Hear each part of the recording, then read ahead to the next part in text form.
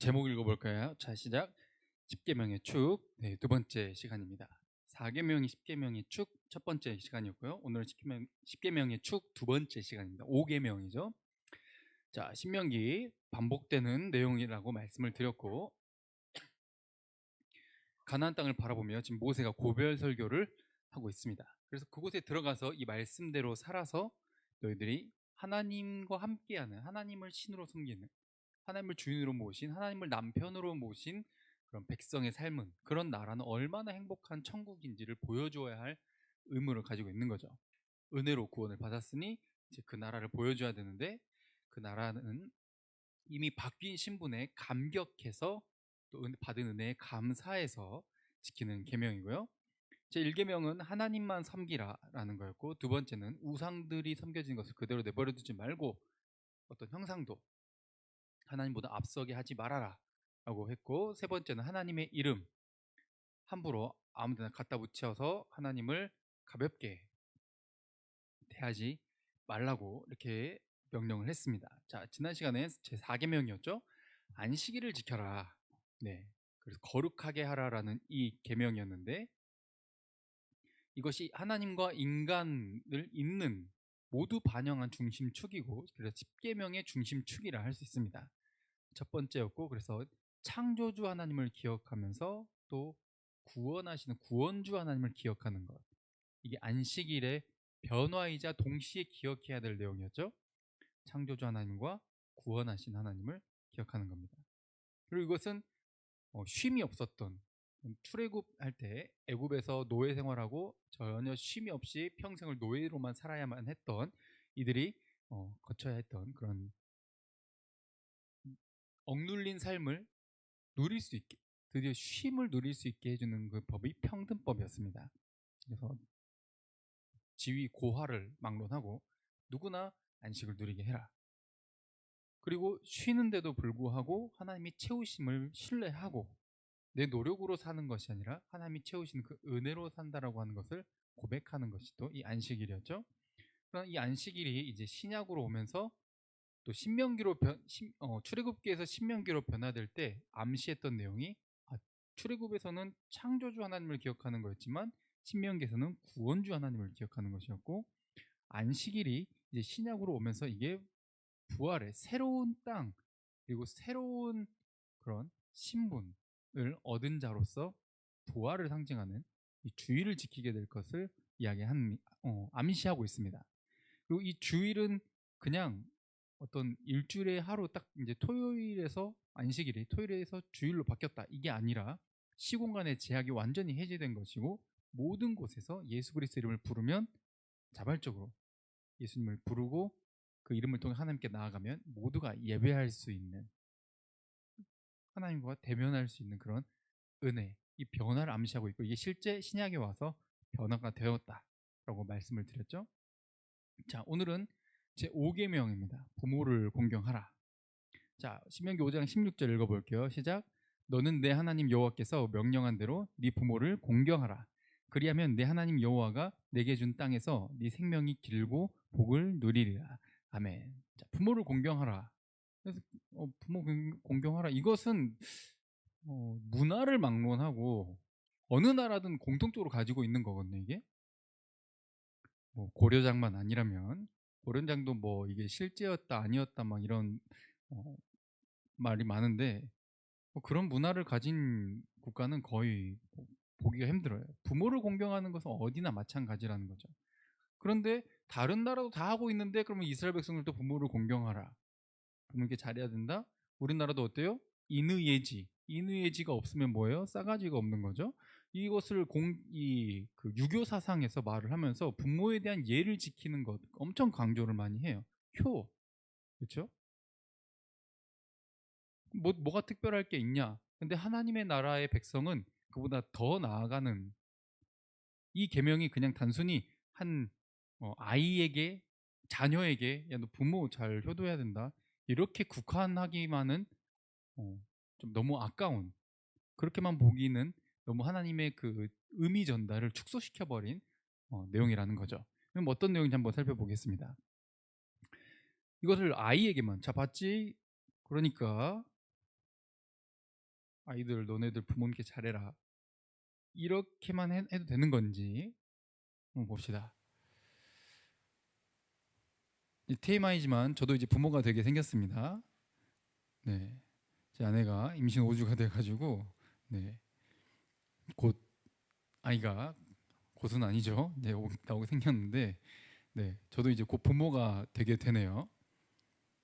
그러니까 아이가 태어났으니 10계명 5계명 들먹이면서 이제 나중에 목사로서 명령하는데 하나님 말씀을 근거해서 명령하니 내 말 잘 들어야 된다. 이렇게만 뭐 그런 내용도 포함이 되긴 하지만 그렇게만은 볼 수 없다는 것이죠. 이것은 이스라엘 사회 전체를 포괄한 내용이에요.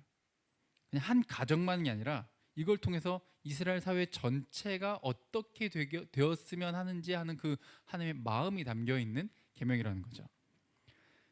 하나님 여호와께서 명령한 대로라고 해가지고 하나님이 지금 이스라엘 사회 전체를 바라보며 명령하고 계신다는 거예요. 특별히 이거는 지금 먼저 누구에게? 아이에게가 먼저가 아니라 잘 기억하셔야 돼요. 부모에게 먼저예요. 아이가 부모를 공경할 수 있게끔 부모가 역할을 해야 돼요. 개판 쳐놓고 맨날 집에 오면 술 먹고 막 뒤지게 패면서 부모 공경하라? 말이 안 되는 거죠. 부모가 먼저 아이가 부모를 공경하고 이런 권위에 대한 인식을 갖고 거기에 순종하며 살아갈 수 있는 사람이 되게끔 가정에서부터 잘 보여주면서 교육하라는 거예요. 이 계명은 그래서 이스라엘 사회 전체가 이 하나님과 인간 사회, 이 10계명의 중심축으로서 하나님과 인간을 잇는 중심축, 그렇죠? 안식일도 하나님을 경외하는 것 같지만 하나님만을 기억하는 안식일이 아니라 인간이 쉼을 누리는 하나님 사랑, 이웃 사랑, 그리고 부모 공경도 마찬가지예요. 이 인간 부모를 보며 인간 부모에게 부여하신 그 권위, 그렇죠? 내 하나님 여호와께서 명령한 대로 하나님이 부여하신 그 권위로 부모를 공경하며 하나님이 누구신지, 하나님을 공경하는 게 무엇인지, 하나님이 어떤 존재인지를 이것을 동시에 같이 비춰주는 거죠. 부모라는 존재는 하나님이라는 존재를 보여주어야 할 그런 존재라는 거예요. 그러니까 인간 부모에게 하는 것 같지만 사실은 하나님 아버지, 방금도 찬양했죠? 하나님 아버지, 하나님 아버지의 마음 알기를, 하나님 아버지의 뜻이 내 삶에 이루어지기를, 이것이 부모, 이 땅에 있는 육신의 권위에 순종함으로 그것을 표현하는 거예요. 인간 부모에게 함부로 하면서 아버지 하나님께 잘한다라고 하는 것은 어불성설이죠. 그래서 이것이 안식일 계명과 함께 10계명의 중심축을 이루고 있는 거예요. 이게 이스라엘 전체를 위한 계명인데, 자, 레위기 19장 3절에는 이렇게 말하고 있습니다. 자, 시작. 너희 각 사람은 부모를 경외하고 나의 안식일을 지키라. 난 너희의 하나님 여호와이니라. 아멘. 자, 레위기 19장 3절에는 분명히 안식일이 4계명인데 뭐부터 나와요? 부모를 경외하고부터 나오죠. 같이 가고 있어요. 부모 경외와 나의 안식일을 지키는 것이 지금 이어진다고요. 무슨 말인지 이해하시겠죠? 이 두 계명이 따로가 아니라 놀랍게도 이어져서 10계명의 중심축이라고.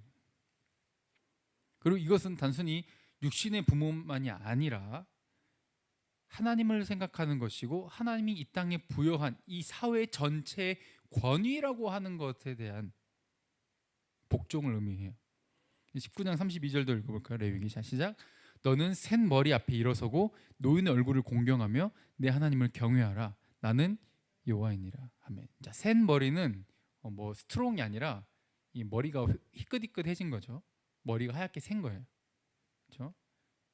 그러니 나이가 많이 먹은 혹은 그 이때 당시 대가족 제도이기 때문에 대가족 중에서 나이 많은 어른, 노인, 그리고 그 노인들은 출애굽기에 보면은 장로라고도 표현이 되기도 했죠.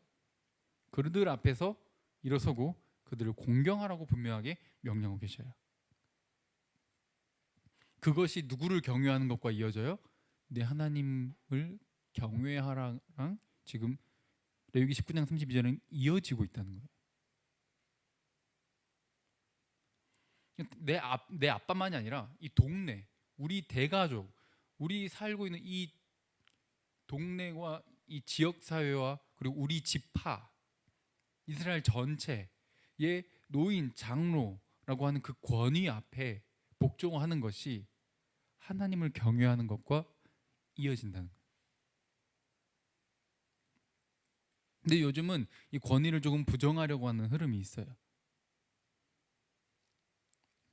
뭐 사정이 어쩔 수 없지만 노인분들이 숫자가 많아지면서 뭔가 처치곤란처럼 여기고 서로 부양하기 싫어하고 자식들도 요양원에 얼른 이렇게 넘겨버리려고 하고 요양원에 가서 뭐 편하실 수도 있지만 좀 여러 가지 좀 씁쓸한 면이 있는 것이 뭐 현실이고 사실이죠. 하나님이 원하시는 나라와 조금 다른 것 같아요. 물론 이스라엘 백성들 때와 문화적인 그런 지금 시대적인 배경이 많이 다르긴 하죠. 그때 당시는 대가족이었어요. 그래서 내가 이제 막 일하다가 노인이 되면은 내 노후는 어떡하지? 걱정할 필요가 없어요. 왜? 난 지금 가족들이랑 다 같이 살고 있으니까. 내 손자, 증손자까지 한 집에 다 있어요. 그리고 나를 공경하고 내 뒤를 다 봐줘요. 내가 어디서 살지? 나이 들면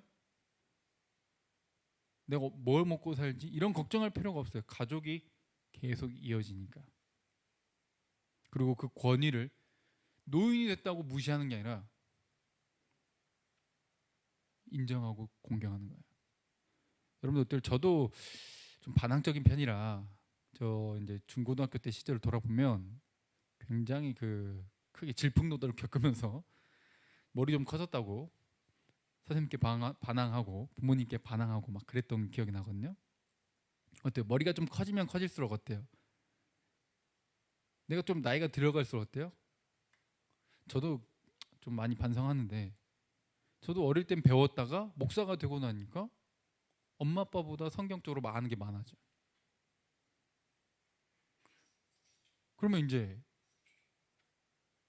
막 지식으로 막 난채하는 거죠.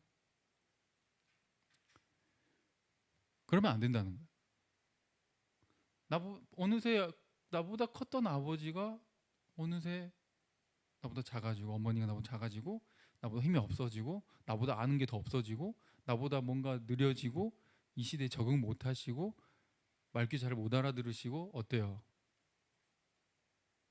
에이! 세상의 흐름이에요. 근데 하나님은 어때요? 안식일도 아까 노동적으로 약자를 보호하는 거였잖아요. 부모 공경도, 머리가 희끗희끗해진 노인도 약자잖아요. 보호하는 거예요. 하나님이 세우시고자 하는 그 나라는 세상의 흐름과는 반대되는 나라예요. 머리 커졌다고 난치하는 나라가 아니라 그 권위를 그대로, 그 공로를 그대로 인정하고 그것을 하나님 경외랑 이어서 복종하고 높여드릴 수 있는 그 태도가 하나님 나라의 모습이라는 거예요. 그러니 하나님이 세우신 권위라고 인정하는 거죠. 시간 흘렀다고 무시하는 것이 아니라요. 저는 저를 바라보며 굉장히 반성을 많이 하고 있는 것이고 여러분들도 여러분들 자신들을 바라보며 한번 잘 돌아보셨으면 좋겠습니다. 요즘 권위주의에 대해서 이런 부정적인 의식이 많죠. 그렇죠. 막 꼰대라는 말을 갖다 붙이면서 이렇게 합니다. 물론 권위주의는 나쁜 겁니다. 권위를 막 자기 자신을 위해서 아랫사람을 하대하며 막 짓누르는 그런 것. 이것은 역시 하나님 나라와 반대되죠. 권위가 있으면 어떻게 해요? 그 권위로 예수님이 어떻게 하셨죠? 누구보다 권위가 있으시지만 희생하시는 거예요. 죽어주시는 거예요. 낮아지시는 거예요. 내어주시는 거예요. 근데 그렇게 하지 않고 막 휘두르니 거기에 권위주의가 되는 거죠. 권위 자체가 나쁜 게 아니에요. 권위는 하나님이 세우신 것이고 하나님이 부여하신 거예요. 그걸 우린 인정해야 하고 우리는 그것을 복종해야 되고 공경해야 되죠. 그런데 그것을 갖고 있는 사람의 입장이 되었다면 그것을 내 마음대로 휘둘러서는 안 되는 거죠. 라떼는 말이야 하면서 예전이 좋았고 지금은 나빠 이렇게 막 무조건 이분법적으로 넌 틀렸고 난 맞고 옛날이 좋고 지금은 안 좋고 이렇게 되면 권위주의가 되는 거죠. 이거 역시 하나님이 원하시는 나라 아니에요. 극과 극을 달리면 안 돼요. 이 밸런스를 참 잘 유지를 해야 된다는 거죠. 하나님 부여하신 권위를 하나님이 원하시는 그 뜻 안에서 사용될 때 아름다운 하나님 나라가 세워지는 거죠. 이게 바로 모든 권위에 대한 존중을 바라시는 하나님의 명령인 거예요. 내 부모를 공경하라고 하는 것은 단순히 육신의 부모만이 아니라 학교에서는 선생님, 교회에서는 뭐 목사님과 사역자들, 또 어른들, 그리고 집에서는 부모님, 뭐 직장에서는 상사, 국가적으로는 뭐 지도자들, 내 마음에 안 들어도 그 권위를 존중하고 따라가 주는 것이 하나님이 기뻐하신 뜻이라는 거예요. 사도 바울도 이것을 이야기하고 있거든요. 그리고 이것은 사회 전체를 봤을 때 지금 대표로 이야기하고 있는 거예요. 한 가정을 대표로 이스라엘 사회 전체를 이야기하는 거죠. 어때요? 우리 사회도 사회를 구성하는 가장 작은 단위가 뭐라고 그래요? 가정이라고 하잖아요. 가장 작은 단위. 특히 이스라엘 백성들은 그냥 이런 사회가 아니라 하나님을 섬기는 언약 백성들이거든요. 언약 관계에 있어서 가장 최소의 단위가 바로 이 가정이라는 단위예요. 이 단위가 제대로 바로 서야 되는데 이 가정은 특히 지금 가장이 아버지이기 때문에 아버지의 집으로도 많이 불렸어요. 이스라엘 백성들에게서는요. 그래서 아버지는 어떤 역할을 하죠? 자녀를 양육하는데 굉장히 많은 역할을 합니다. 말씀을 가르쳐요. 신앙을 전수해요. 예절을 가르쳐요. 이 역할이 누가 한다고요? 아버지가 해요. 그래서 이 이스라엘 백성들의 가정은 특별해요. 지금 학교이자 학원이자 집이자 이 모든 역할을 지금 집에서 다 하는 거예요. 그래서 사회적으로 잘 적응하고 또 나가서 피끼치지 않고 오히려 정말 이 사회에 도움이 되는 역할을 할 수 있게끔 전통 교육도 하고요. 그리고 경제적으로는 지파마다 지금 땅이 분배될 거잖아요. 그렇죠? 이 땅을 물려받을 수 있는 그리고 이 땅이 어디서부터 왔는가? 하나님의 약속의 땅이다. 그것을 우리 가족이 함께 받아 누리는 땅이다. 이 언약이 무엇인지 그리고 하나님이 누구신지 너희가 왜 그 언약을 받았는지 이것을 가르치고 삶으로 새기게 하는 거죠. 이 경제적으로 받은 것, 사회적으로 누리는 모든 관계들 이게 다 어디서 형성된다고요? 가정에서. 그리고 영적으로도 신앙에 대한 것들 또 무엇 하나님을 섬길 때 어떻게 섬겨야 되는지 하나님이 요구하신 바가 무엇인지 우리처럼 막 학교 가가지고 배우는 것도 많겠지만 그보다는 자 이들은 뭘 어디서 배운다고요? 아버지를 통해 배워요. 아버지 역할이 엄청나죠? 그러니 이스라엘 백성들은 아버지 하면 조금 우리와는 또 다른 느낌을 받게 되는 거죠.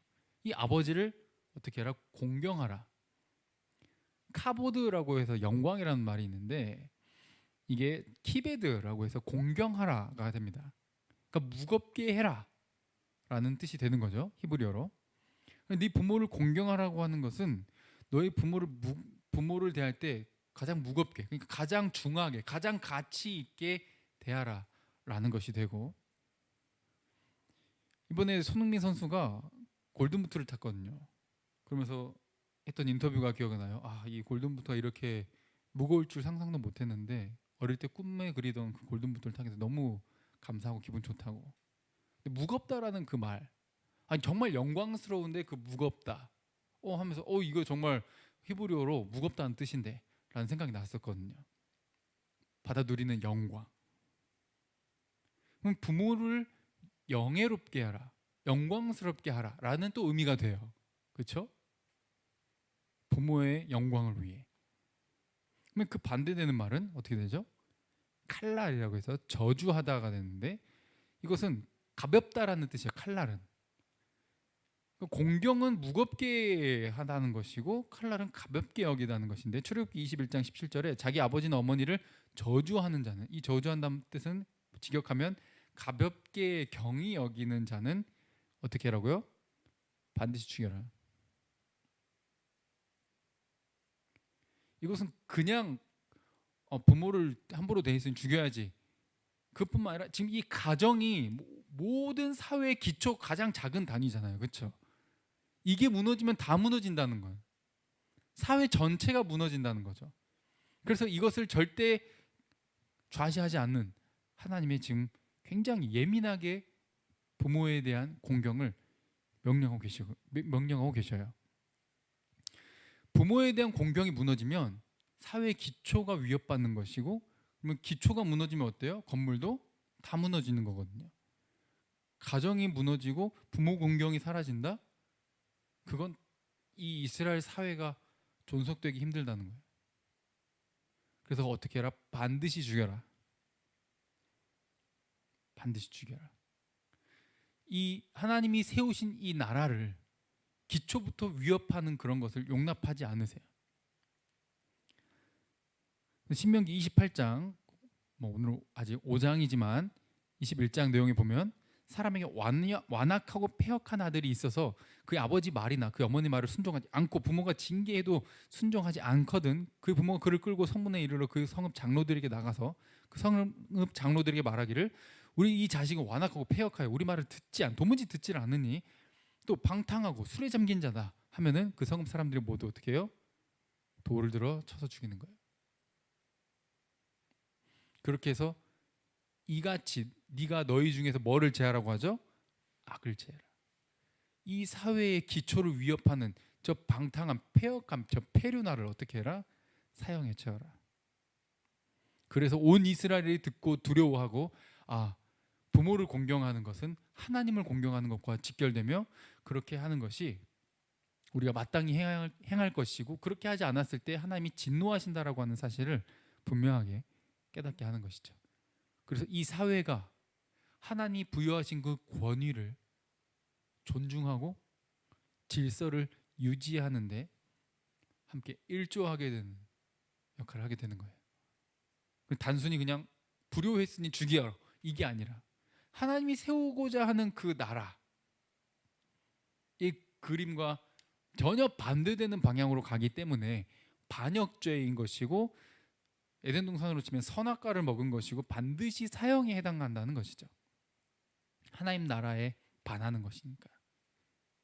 그리고 지금 이것은 하나님 명령이잖아요. 그렇죠? 우리나라도 조선시대 때 어때요? 어명이다 해가지고 내리면 어때요? 안 지키면 어떻게 돼? 바로 가는 거예요. 그 검은 거 마시거나.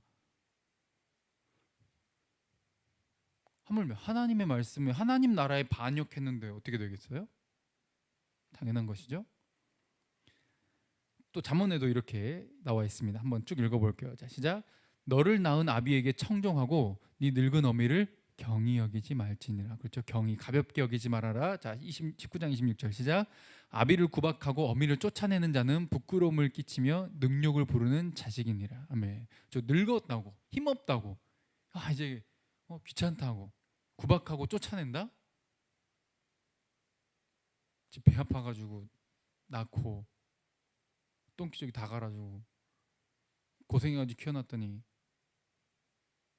이제 지 좀 잘 먹고 잘 살고 부모 늙어가지고 힘없다고 구박하고 쫓아낸, 하나님 나라와 정반대라는 거죠. 능력을 부른 자식. 그렇게 되면 어떻게 된다? 잠언 30장에도 이렇게 나와 있어요. 30장 17절 시작. 아비를 조롱하며 어미 순종하기를 싫어한 자는 눈은 골짜기 까마귀에게 쪼이고 독수리 새끼에게 먹히리라. 아멘. 무시무시하죠.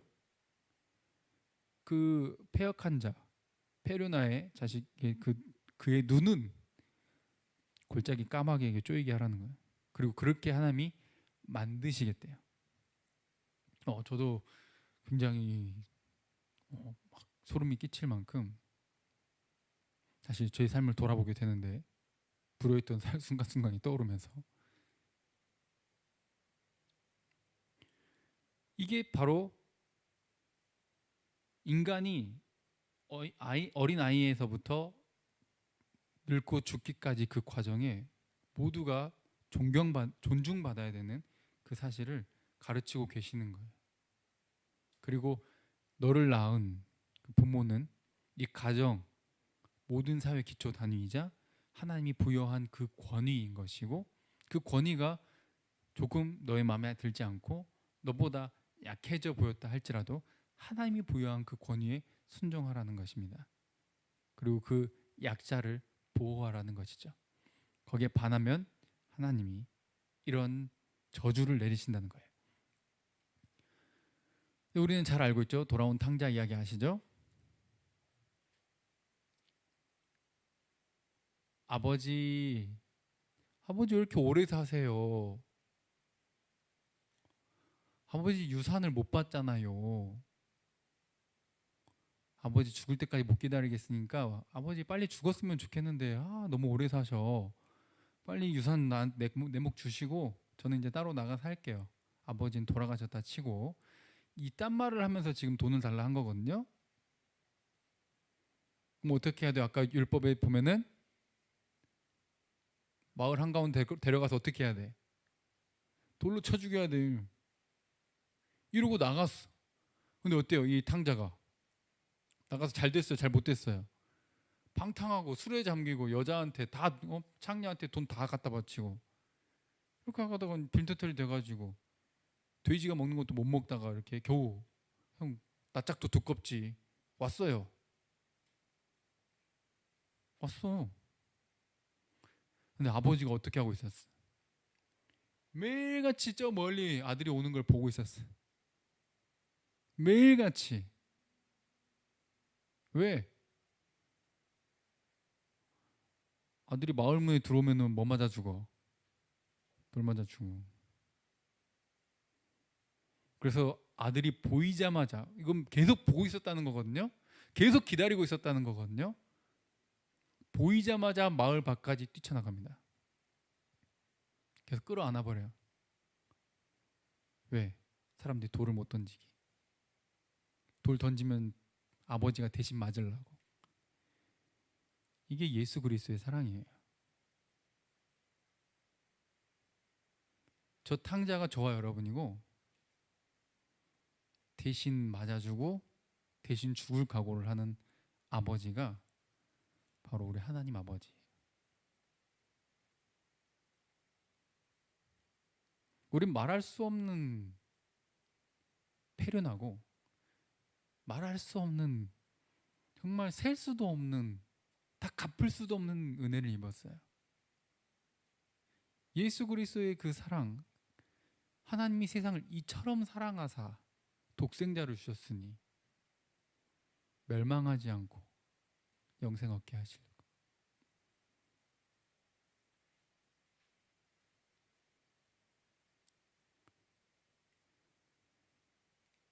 이것을 통해 하나님의 백성이 되었죠. 우리는 신약에서. 그러면 이제 어떻게 살아야 돼요? 이 십계명의 정신을 그대로 이어받아야 됩니다.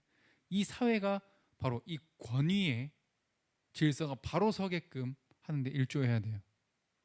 권위주의는 타파하지만 그렇다고 해서 권위 자체를 부정하거나 권위를 멸시하는 행동은 금지라는 겁니다.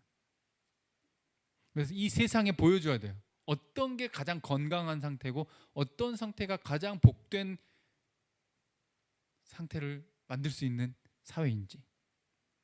그래서 하나님께 받은 은혜에 감사해서 이 땅에서 이웃들에게 그 사랑을 전하고 그 권위에 복종하며 살아내는 거예요. 자, 에베소서 6장 1절부터 자 시작. 자녀들아 주 안에서 너희 부모에게 순종하라. 이것이 옳으니라. 네 아버지와 어머니를 공경하라. 이것은 약속이 있는 첫 계명이니 이로써 네가 잘되고 땅에서 장수하리라. 아멘. 골로새서 3장 20절도요. 시작. 자녀들아 모든 일에 부모에게 순종하라. 이는 주 안에서 기쁘게 하는 것이니라. 아멘. 부모에게 순종하는데 뭐가 붙어 있어요? 주 안에서예요.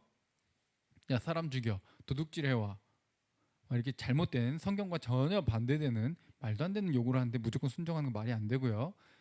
주님의 뜻 안에서 순종해야 합니다. 그리고 진리가 아니라면 또 순복해 주는 것이 옳은 태도라는 것이죠. 그리고 이게 약속이 있는 첫 계명이래요. 어떤 게 약속돼 있어요? 번영이 약속돼 있어요. 네가 잘되고 땅에서 장수하리라. 이것은 문자 그대로 정말 효도하면 무조건 오래 산다 이렇게 받아들이시면 곤란합니다. 하나님이 주시는 복을 누리게 될 것이라는 것인데, 부모에게 순종하라는 것은 뭐에 복종하라? 권위에 복종하라. 근데 너가 머리가 커지고 너가 좀 잘나고 예전에 내가 상사로 섬겼었는데 내가 만약 사장이 됐어?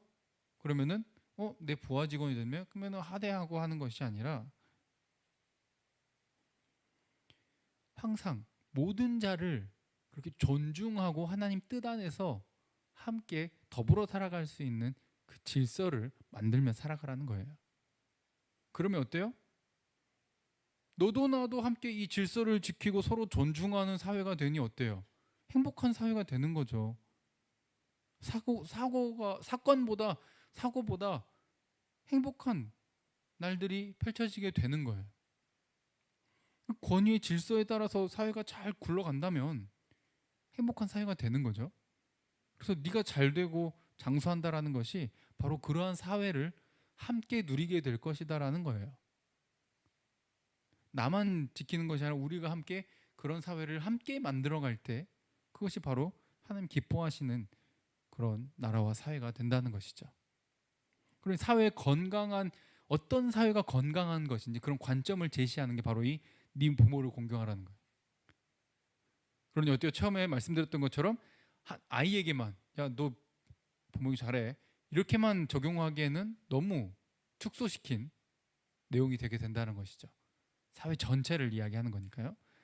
자, 우리 종교개혁에 지대한 영향을 끼치신 우리 존 칼빈 선생님께서도 이런 말씀을 하셨어요. 가정이 무너지면 사회가 무너진다. 가장 기초라는 거죠. 왜냐면 이 가정은 아이가 태어나잖아요. 이 아이에게 첫 학교이자 병원이자 교회이자 정부예요. 이 아이에게는 이 가정이 전부라고.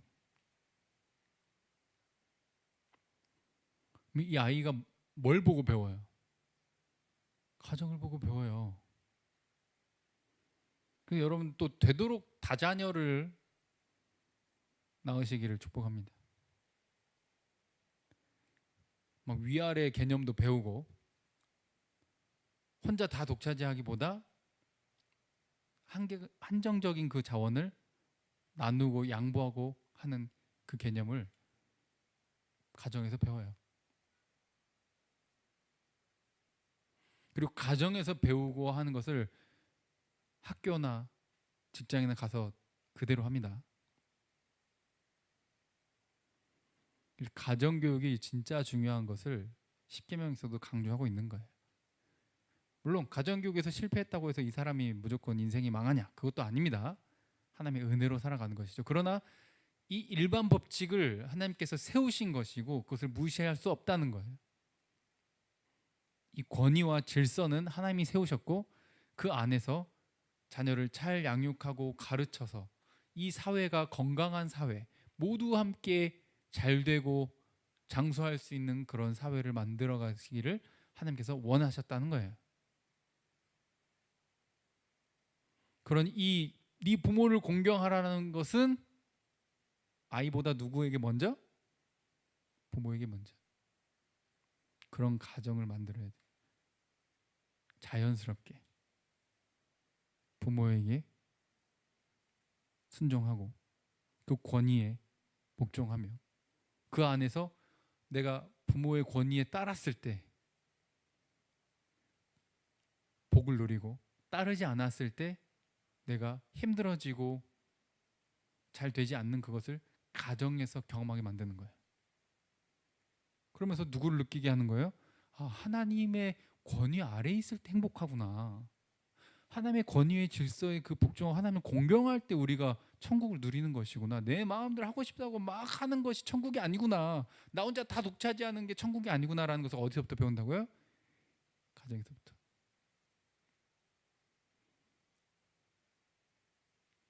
그걸 가르쳐야 돼요. 그래서 히브리서 12장 7절부터 징계에 대해서 말하고 있는데, 너희가 참으면 징계를 받기 위함이다. 하나님의 아들과 같이 너희를 대우하기 때문에 징계하시는 것이다. 잘못하면 어떻게 하신다고요? 혼내신다. 징계하지 않으면 아들이 아니라는 거예요.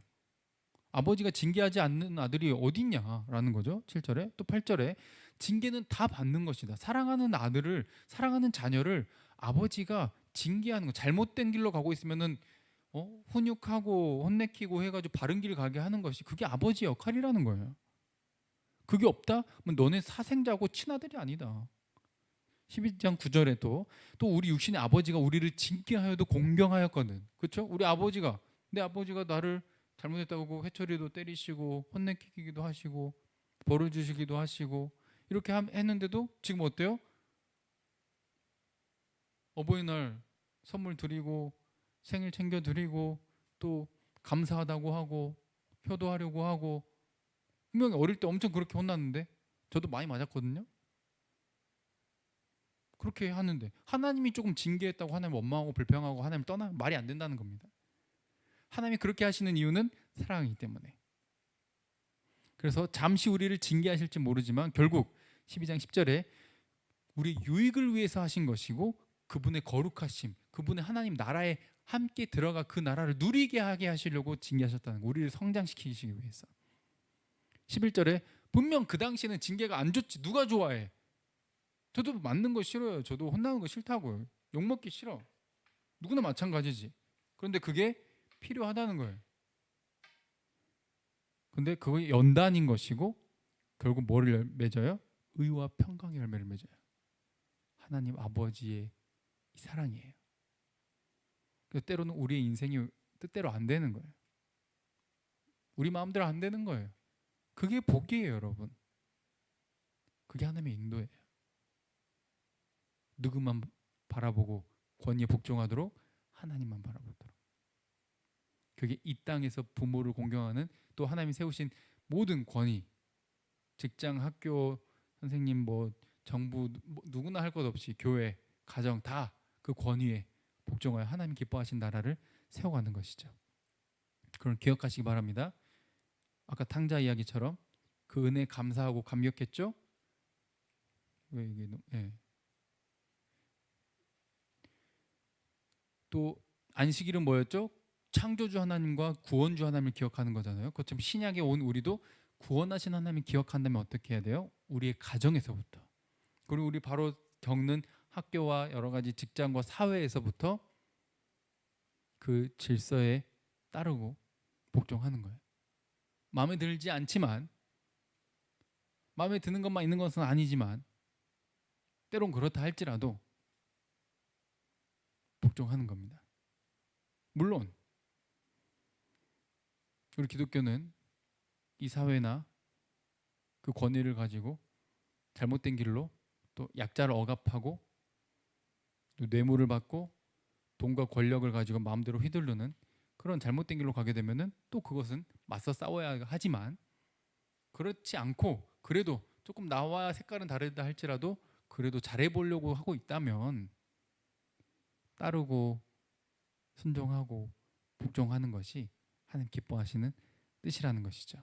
이게 바로 10계명의 5계명이니 여러분들의 가정에서부터, 이제 지금부터라도 가서 부모님께, 또 여러분들의 사회에서 만나는 모든 사람에게 이 하나님 나라를 실천하여 살아내는, 실현시키는 그런 하루하루 되시기를 간절히 바랍니다. 함께 기도할게요.